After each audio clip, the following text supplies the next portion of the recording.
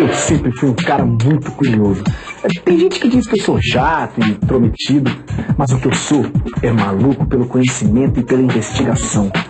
Meu nome é Euclides, mas as pessoas me conhecem como... A cara da câmera!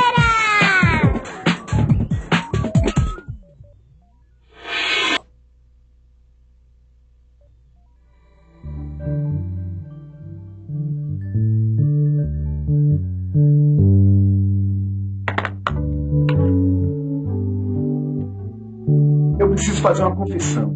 É uma mania que eu tenho desde criança, sabe? Eu adoro contar e comparar a quantidade das coisas. Eu faço isso até sem perceber. Às vezes eu estou distraído e quando reparo, já estou contando e fazendo contas. Outro dia, por exemplo, aconteceu o seguinte. Eu estava na festa de aniversário do meu sobrinho, tentando relaxar, me divertir com as crianças. Mas foi só olhar para os docinhos.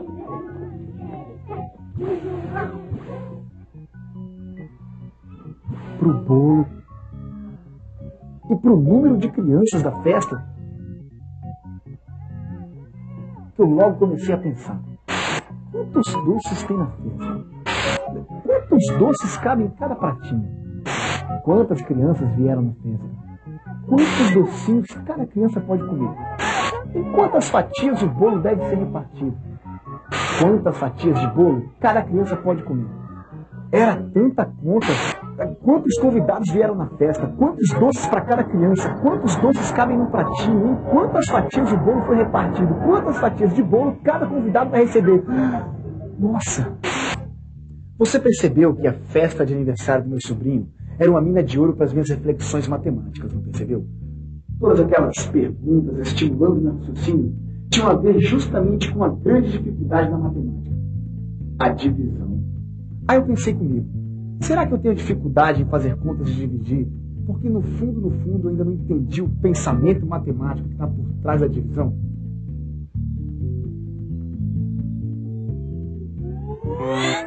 Mana. Corre aqui.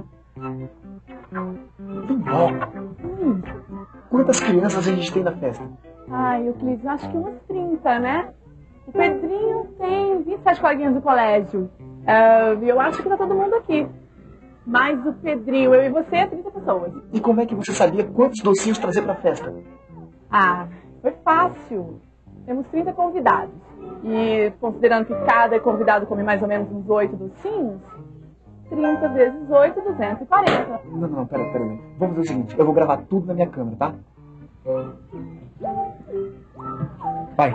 Bem, Euclides, eu acho que 30. Porque o Pedrinho tem 27 coleguinhas da escola. Eu acho que tá todo mundo aqui. Mais o Pedrinho, eu e você, 30 pessoas. E, bem, como temos 30 crianças, e considerando que cada criança come uns 8 docinhos, normalmente, 30 vezes 8, 240.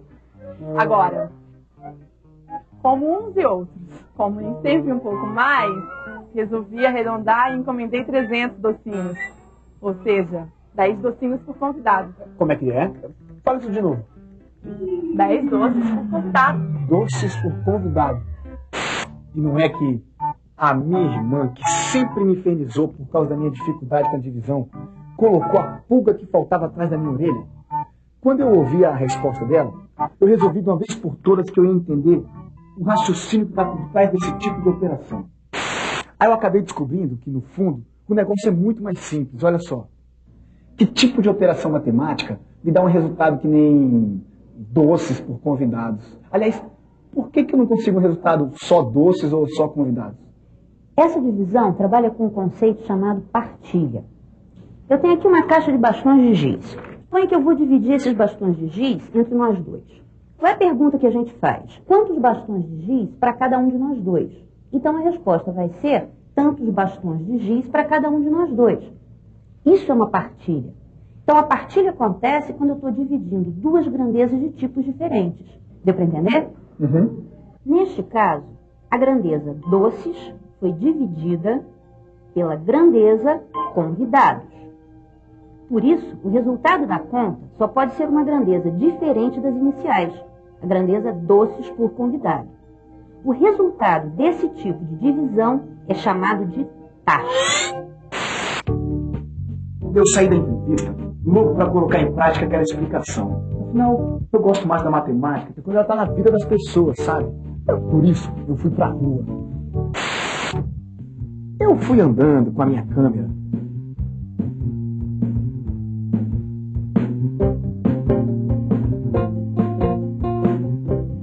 Pensando nesse tipo de divisão.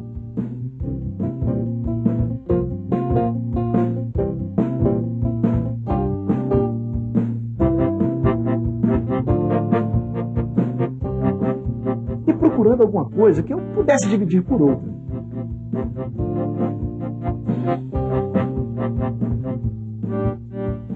Por ironia, encontrei para dividir uma coisa que eu detesto dividir com os outros.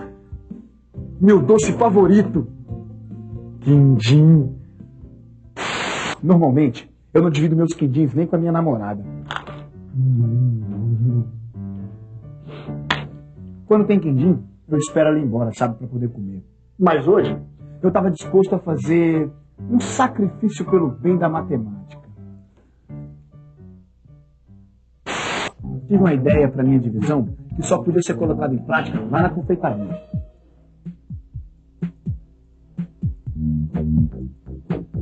Eu resolvi investigar quantas caixas eram necessárias para embalar todos aqueles deliciosos quindins. Na assadeira cabiam 96 quindins e em cada caixa dava para colocar 8 quindins. Dividindo 96 por 8, concluí que eram necessárias 12 caixas para embalar todos aqueles quindins. Eu fiquei com a pulga atrás da orelha. Eu sei que a conta é fácil de fazer, não tem nada de especial na conta. O que me deixou intrigado foi o pensamento por trás da conta. Veja bem, eu pensei que o resultado da divisão fosse aparecer em caixas por alguma coisa, como no caso dos doces por convidado. Mas apareceu somente em caixas. Aí eu percebi que só podia significar uma coisa. Existe mais de um tipo de divisão. E só quem podia me confirmar essa suspeita era uma pessoa.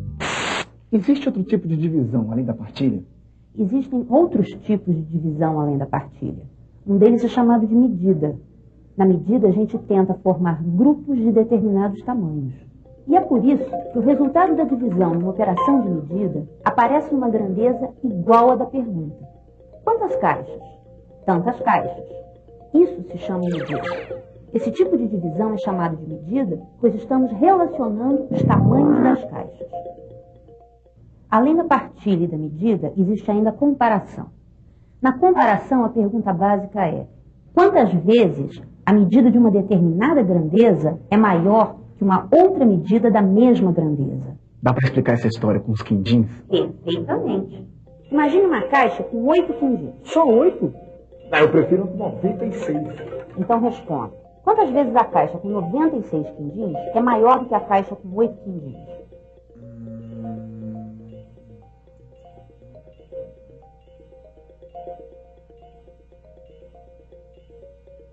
12 vezes. O resultado dessa divisão é chamado de razão.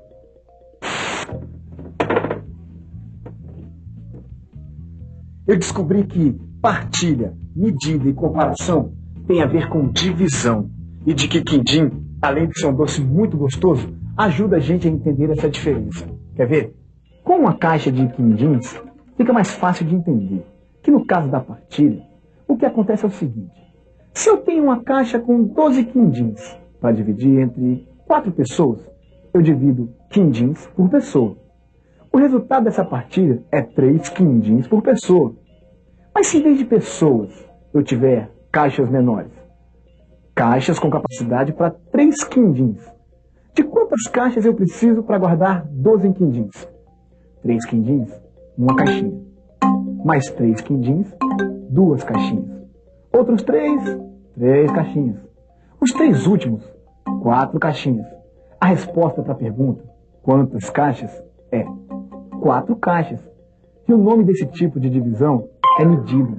Agora, quando eu pergunto quantas vezes maior é a caixa de 12 quindins em relação à caixa de 3 quindins, eu estou fazendo uma comparação, que também é uma forma de divisão. eu logo percebi que os quindins tinham me ensinado uma lição de vida. Porque essas formas da divisão têm a ver com proporção. E a proporção é um conceito da matemática que está na vida. Olha só. Quilômetros por hora, reais por litro, reais por quilo, pessoas por lugar. Em todas essas situações, a gente não só está dividindo uma coisa por outra, a gente também está fazendo medidas. Medindo os quilômetros que a gente percorre num certo tempo, o dinheiro que a gente gasta por quilo de tomate. Ou será que não? Tudo bom, professor? Oi, Euclides, como é que vai? Legal, eu tô com algumas dúvidas em divisão. Você pode responder algumas perguntas para Claro. mim? Só que eu queria gravar. Pode ser? Pode ser. Legal. Olha só. Professor, medida tem a ver com divisão, certo? Olha, Euclides, de alguma maneira, quando você está fazendo uma medida, você está fazendo uma divisão. Por exemplo, para medir o comprimento da mesa, você precisa comparar o comprimento da mesa com um certo padrão de medida. Pode ser o centímetro ou o metro. Você está querendo ver, então, quantos desse padrão de medida cabe na dimensão da mesa. Você fez uma divisão. Essa é uma medida direta.